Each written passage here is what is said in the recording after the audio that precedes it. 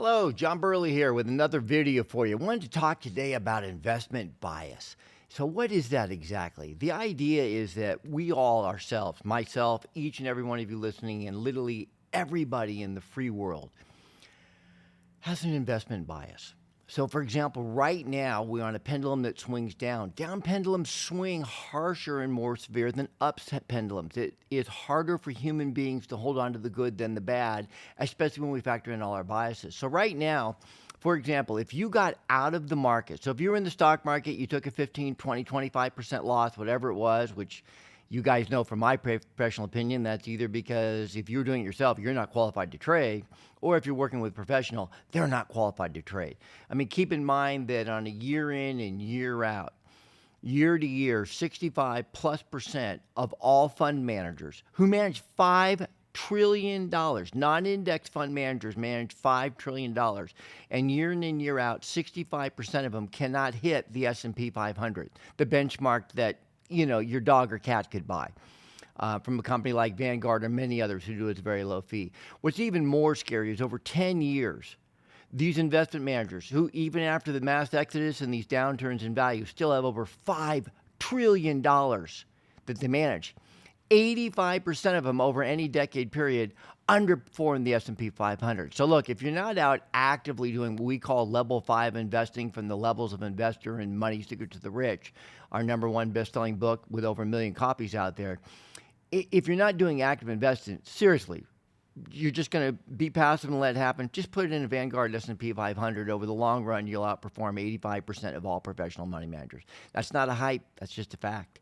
But the investment biases that we all have are so strong. So, for example, if you're very, very successful, you believe that what you do always works, always goes up, and is always good, unless you can set aside your biases. You also, if you've done very well, you completely set aside the luck factor, which luck is real.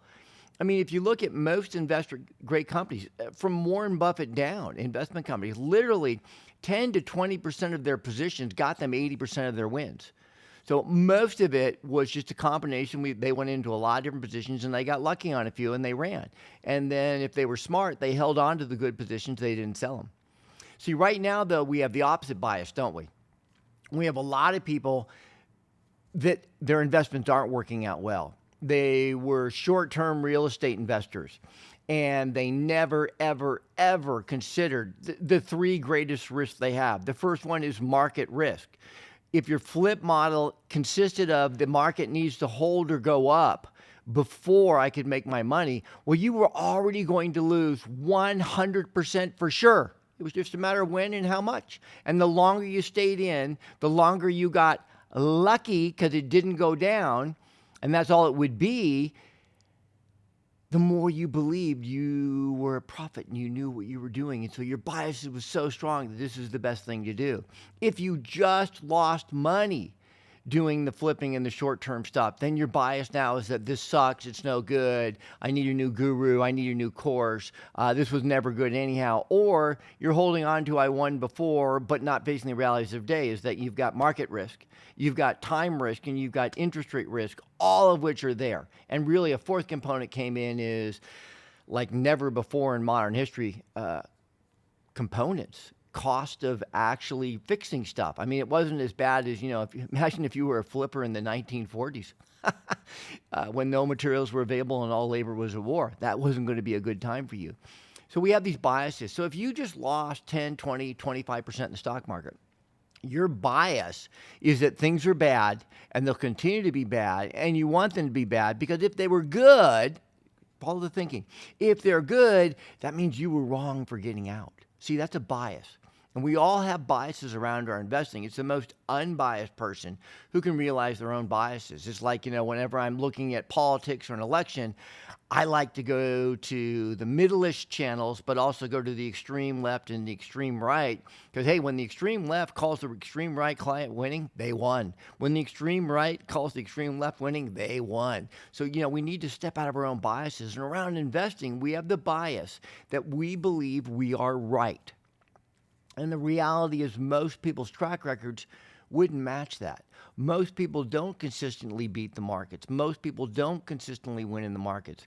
I think that the greatest way to deal with biases is what virtually every great investor of long time, and let me be clear, these are people who are wealthy, not rich. It's one thing to make money, have a high lifestyle, and spend it. But if you look at people who are wealthy, one of the things is that they're very, very, very long-term players, whether it be in business or investing, and normally both. They're very, very long-term players. So they accept the ups and downs of the marketplace, and they're working on a long-term model. It's what we did with the real estate. We looked at single-family homes. Look, the loans were 30 years. The lifespan of the properties are way over 30 years. This was clearly designed as its primary use as an asset class to be for the long term, for families to live in as their own home, and that is what it's for. You can flip it. You can do short-term and Airbnb and mid-term rentals. You can do just straight rentals for 5 or 10 years and sell them. But its number one use, its number one purpose is for a family to live in it for decades. I mean, that's over half of them are that. Just a little under 65% are owner occupied, depending where you live, but nationwide. But most of them are 10 plus years. And so when we look at that, it's like, look, let's take advantage of our bias. Find something that produces for the long term. And on that, I default back to I want freedom. And freedom is a variety of things, but basically what freedom is to me, freedom is the ability to have the money to make choices. So what we do is we invest for the long term. Almost all of our assets that are in real estate are for the long term. So the markets go up and the markets go down, the markets go up and the markets go down in inevitable, repeatable cycles. We don't know exactly when the cycle is, but we know the cycle ranges are. They're 8 to 14 years. Pretty much every time we run past 14 years, when it corrected really harsh. We're aware that historically, big downturns are 60 to 90 years in duration apart from each other, not because history doesn't repeat itself, but literally human beings don't study history, and so they forget, which is why, 2008 happened. And nobody knew for sure 2008 was going to be 2008, and if someone predicted it, I would say, look at their other predictions, because they probably just got lucky. So we knew the downturn before 8 that we were kicking over 50 years. And then we knew when we were 8 that we were kicking it, because the previous one was 32. We're into 2008. We're running 76 years. We're running out. So when we didn't kick it down the one before, when you're at that 8 range, you're going to allow this or the next one's going to be a big one. So even more caution, set aside my own biases, more caution. The real estate that we own, guys, look, it's pretty simple. We buy primarily Class B, solid, what I call lunch pail Joe neighborhoods, regular people, mommy and daddy, usually married, usually have kids. Often there's a third generation living in the home, all of which are good factors. And obviously in today's world, we have family units of all spectrums. But we look at every single month we cash flow. Every single month, the income stream is more than the debt. In most of our property, you could literally cut rents by 1/3 to 65%, 1 to 2/3, and we're still covering our expenses and staying positive. Almost all of our properties' rent could drop half, and we're still positive. When the markets are good, meaning they're bad, they're down, we buy more. When they're up, we buy less. But we're always just looking at what the cash flow number is, what the rate of return is. We're not so concerned about what the price is or what the interest rate is. I can talk more about that for you in the next future call. But what we want to do is we want to make sure that our biases don't get in the way. I don't want to be, this has to go up because I need it to go up, or this has to stay bad because I need it to stay bad to validate my own internal feelings. And Warren Buffett really in modern history does it better than any other investor. He's not the richest man alive, but he is by far the richest investor alive.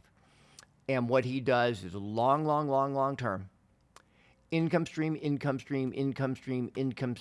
doesn't really care what the valuation today. He doesn't buy into the quarterly reports and all that different stuff. What he's just looking for is the long term, consistent, month after month, year after year, income streams, cash flow. That gives you income streams that come in consistently regardless of economy. That gives you then the choice to make freedom, to have freedom, and a choice about how much you work or don't work. So I think the message today is be really clear on the media biases and your own biases and social media biases. Nothing is always good all the time. The key is to work within your own biases, within your own belief systems, and then make it work for the long term, which is why with the real estate, we primarily do the long term trading, which doing the long term means that when markets are way, way up, we buy less. As markets go down, we buy more. So we're traditional contrarians, which if you also look at 95+% of your wealthy investors in the history of the planet, they were virtually contrarians across the board, 95% plus. And so that's what we do. So be aware if your stuff went down, you think it's bad and you want it to keep going down to validate your decision to pull out. If you're hanging in there, you're holding on to your validation internally that it will come back, whether it's going to or not. You could be holding Enron. You don't know. Then you've got all the emotions about it that's going up. You think you're a genius and you know everything. But we all know factually, if you start to step back, that the last couple of years, many, especially in real estate, the short-term traders, they weren't that good. It's not that they were bad, but they weren't anywhere near as good as they thought. They were just lucky. The market went up exponentially at a hyper rate of inflation, which is not normal and you can't plan on it, and it's not replicatable. You got lucky. And I just say, look, if you got lucky and you got out, super. Don't do it again because luck's not a strategy. We're always going to get some good luck. We're always going to get some bad luck. The key is to have a model that meets our internal needs. Mine is freedom. You decide what yours are and then moves you forward.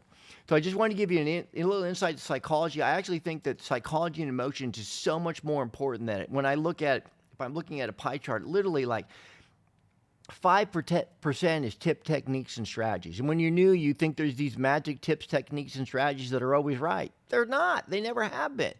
And then about 15% is how well you manage money. And that would be twofold as an investor. First of all, how well we manage leverage, how much we pay or get paid for our money. Most investors overuse leverage earlier in their career, which I'm okay because you don't have much at risk. But then the problem is when we're in boom cycles like we just came out of, they're taught and they continually go and over leverage and over leverage and over leverage and over leverage and literally destroy precious assets and turn them into non-performing assets. And then the other piece of that is wealth is how do we manage our own personal money? We're seeing lots of people today. We are in an age of incredible social media and influencers with more and more perceived perception between the high income and the middle class. And people thinking that, wow, having a Lambo, having a Ferrari, having a huge house, all these things that are depreciating assets that in most cases they don't even own. I mean, hey, anybody can rent a plane. You do know that virtually everybody who says they have a jet doesn't have a jet.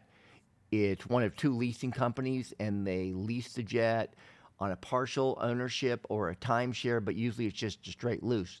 Not too many people actually own a jet.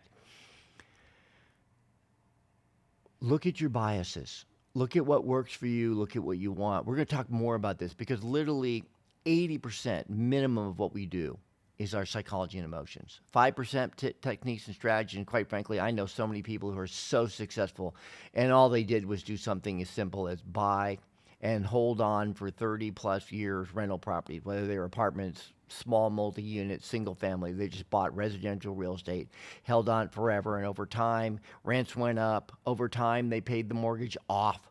Over time, it goes up and down in value, but long-term, it goes up. And they're now really, really rich with a lot of freedom. A friend of mine, Ralph, student of ours, literally only has 42 houses. And I know a lot of you like, whoa, 42 houses, that's amazing. Yeah, and it is, but not in our world. We call it the Burley Century Club member.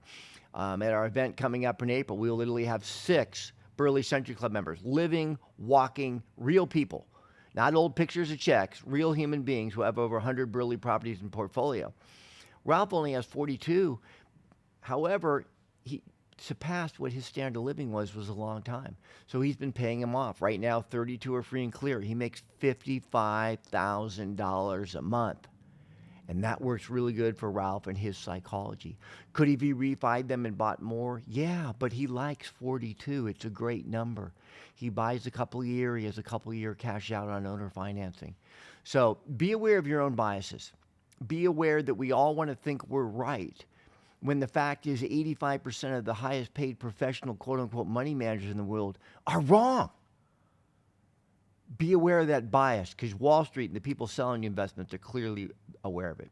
Know what your biases are, know what you're looking for, and then make sure that you learn to start transitioning and change your own beliefs, your own biases towards what you want rather than what you don't. Because if you're always chasing hot markets, you're always missing. I mean, there are, of those 5 trillion under management, those thousands and thousands of mutual funds, many of them are intentionally and deliberately set up to have very poor performance and then be the fund of the quarter. So then tens of millions, hundreds of millions pour into these little boutique funds that have no possibility, virtually no probability of repeating their success from the previous quarter because they've proven for the last decade they underperformed. But everything, woo, they had this quarter, they now have the magic wand. Let's all move our money over there. And they're just chasing the funds that underperform consistently.